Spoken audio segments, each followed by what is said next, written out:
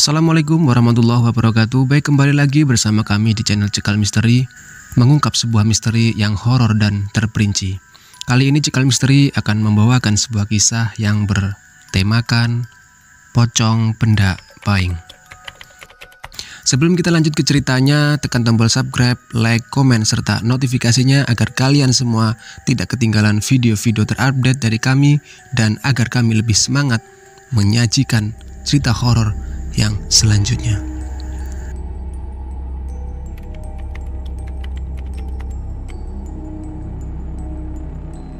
Sore itu, Dayat memandangi langit yang mulai mendung. Dibarengi suara cangkul yang bersautan di sampingnya, Dayat mencoba mengatur nafas agar tidak berdetak cepat.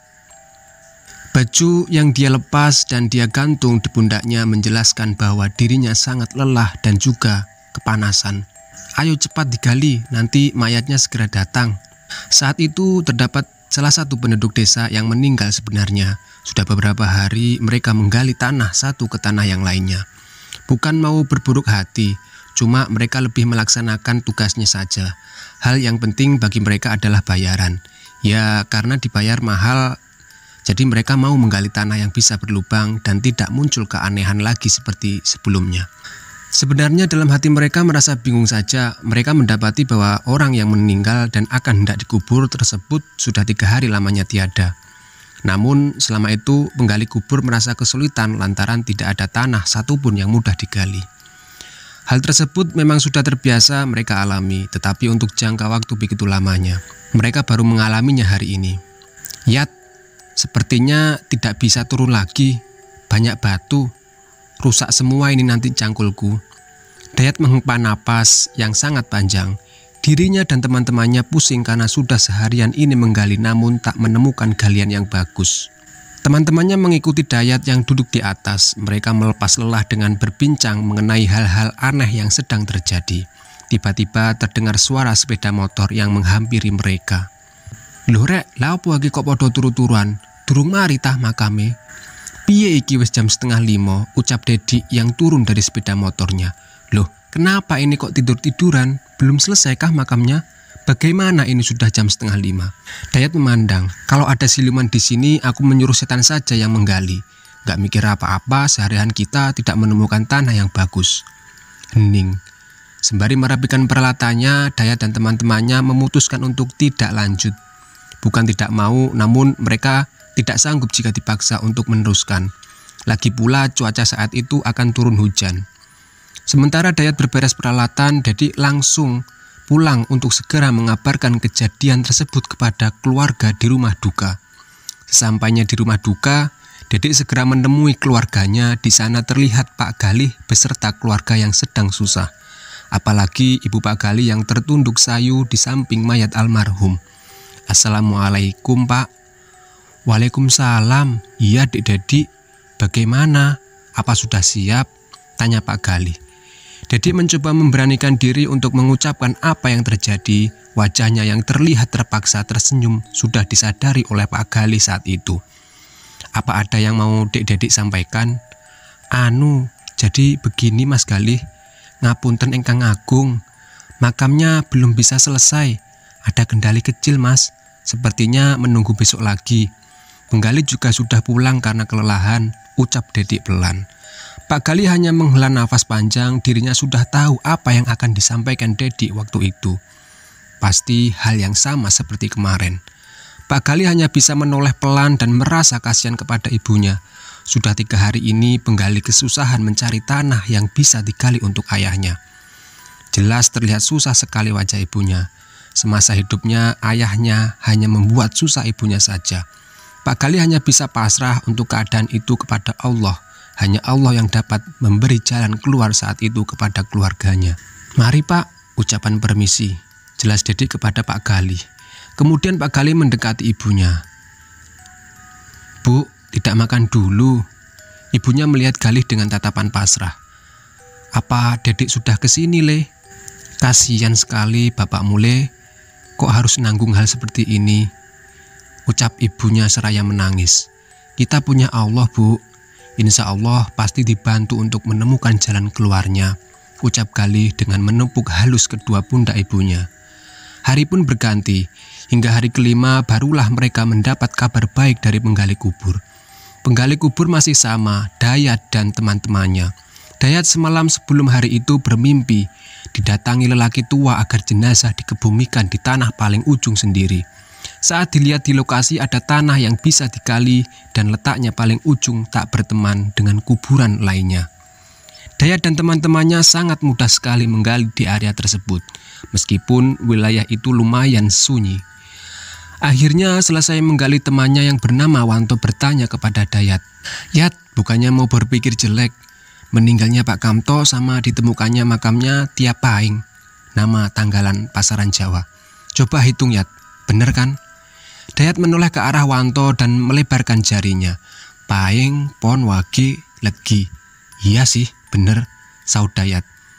"Sudah toh, tidak perlu dipikir, ayo cepat bereskan dulu, jenazah sebentar lagi datang." Wanto mendengus. Mereka merapikan peralatan ke tempat yang agak jauh karena nantinya banyak orang. Ternyata benar, jenazah datang dan warga bertingkah agak mencurigakan.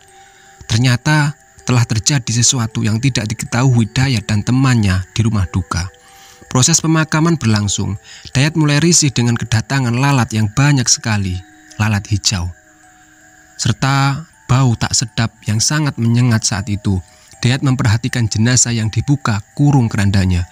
Warga yang saat itu merasa kaget lantaran jenazah mengeluarkan cairan hitam dari bawah. Tetapi hal itu tidak menghalangi mereka untuk segera mungkin mengubur jenazah.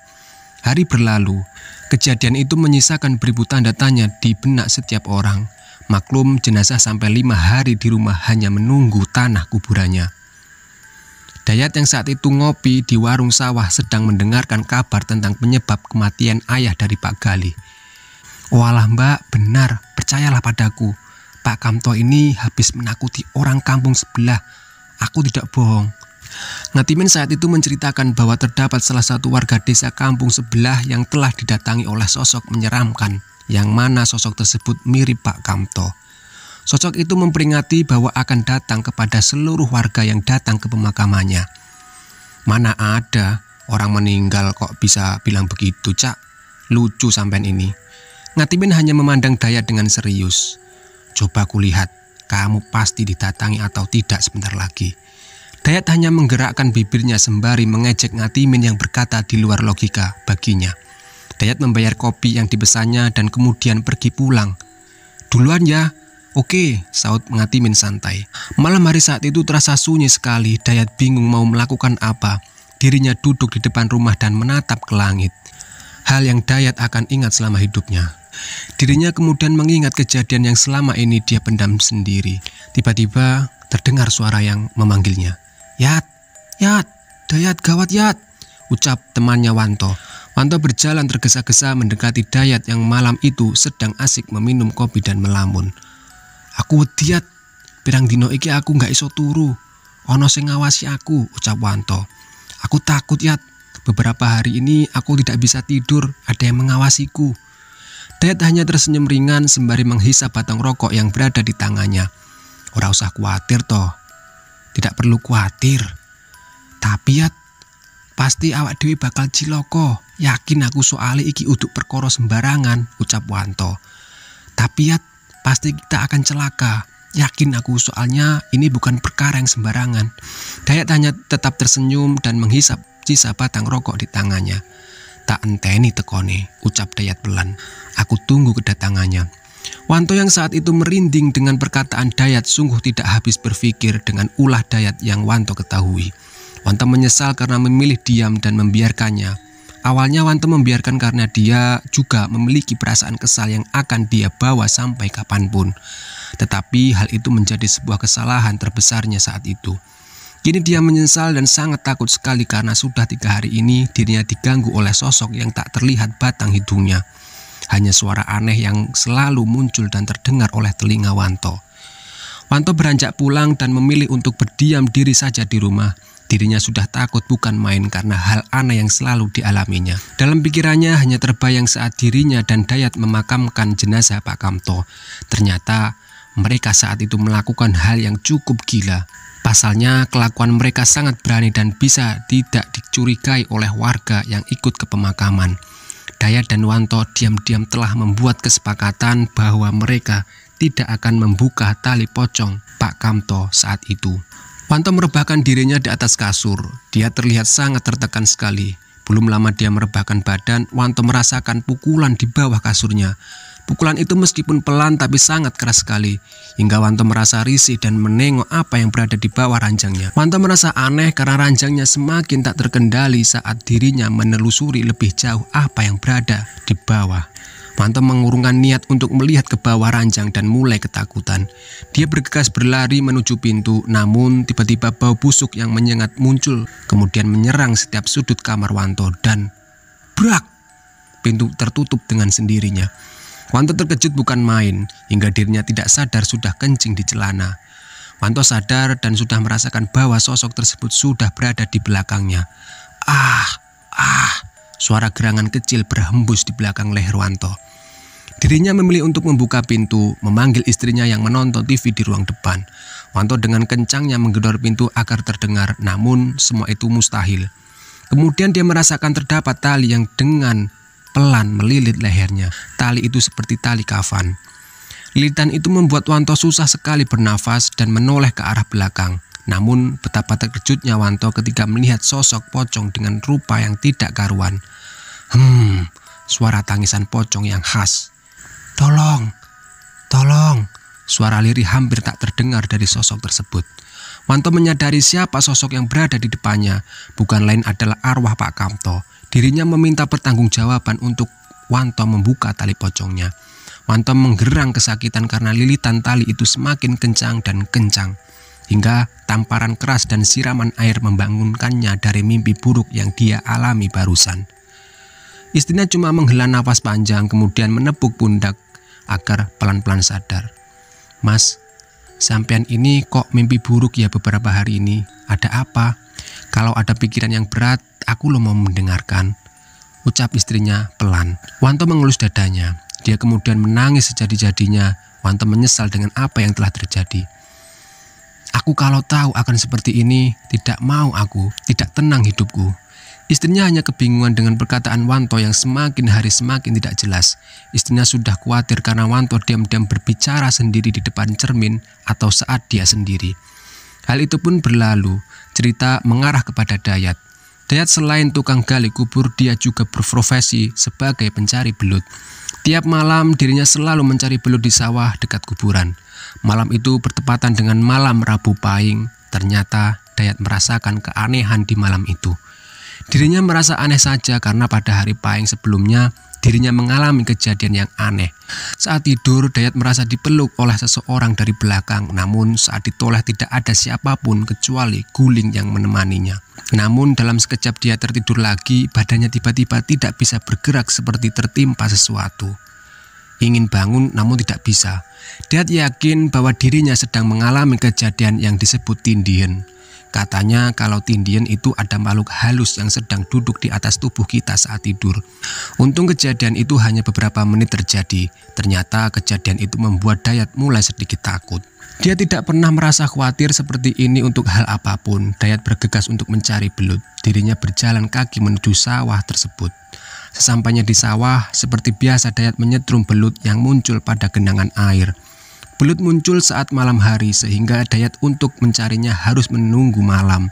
Dengan dibantu penerangan lampu senter di kepalanya, Dayat lebih tenang karena pandangannya saat itu bisa jelas. Setengah jam dirinya mencari belut, terdengar suara benda berjalan di rumput. Entah apa itu, Dayat berpikir bahwa itu adalah ular.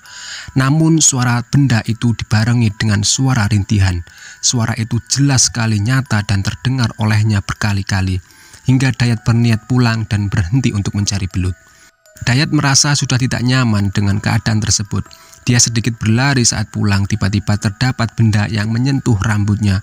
Sentuhan itu memantul ke atas kepala Dayat. Dayat berhenti sejenak untuk melihat.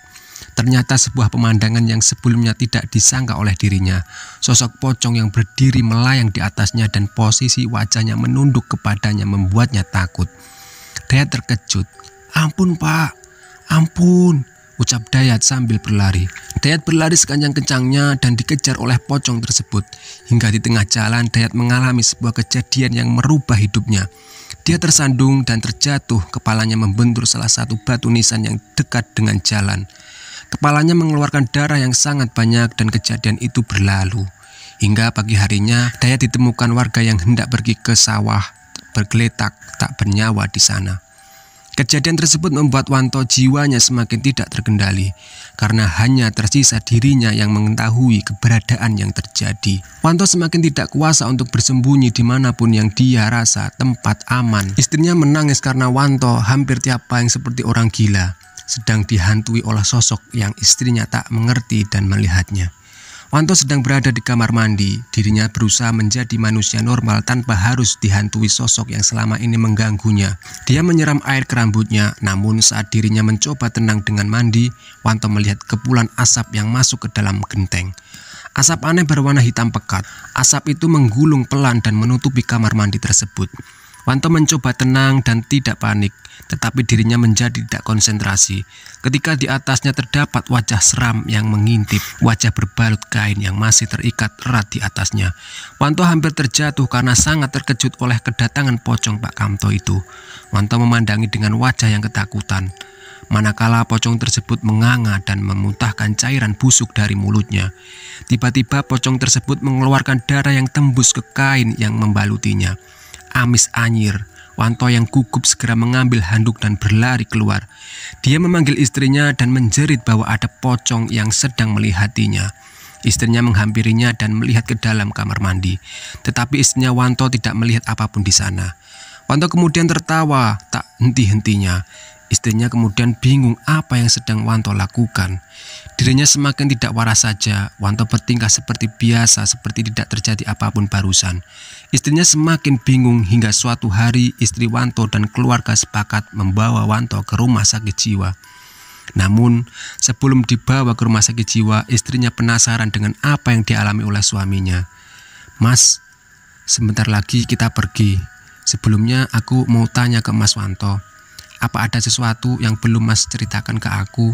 Rahasia mungkin?" tanyanya. Wanto hanya menjawab, "Renek, dibeleh kabeh wis," ucap Wanto. "Tidak ada, disembelih semua saja."